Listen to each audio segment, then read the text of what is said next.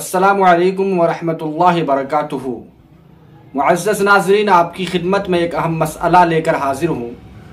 सवाल ये होता है कि जाड़े के मौसम में लोग ऊनी टोपियों को इस्तेमाल करते हैं और बसा औक़ात उन टोपियों को कभी पेशानी की जानिब से और कभी पीछे या दाएं बाएं जानिब से मोड़ कर नमाज पढ़ते हैं।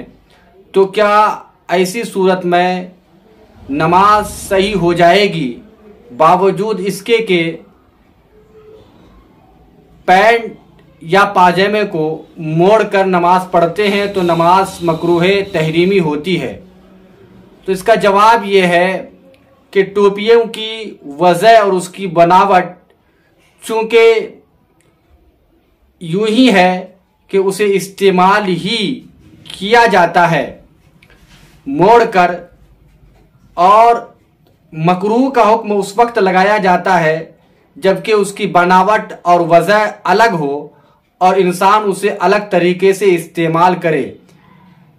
और टोपियों को चूँकि इस्तेमाल वजह के मुताबिक ही करते हैं, यानी जो उसकी वजह है या जो उसकी बनावट है, जो उसके इस्तेमाल का तरीक़ा है, उसी के मुताबिक उसे इस्तेमाल करते हैं। इसी वजह से टोपियों को मोड़ना और मोड़कर नमाज पढ़ने में कोई कराहत नहीं है।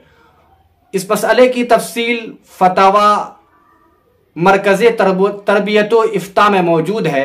जिन साहिबान को तफसील चाहिए वो वहाँ से मुताला करके तफसील हासिल कर सकते हैं। मुझे उम्मीद है इस मसले को आप समझ गए होंगे।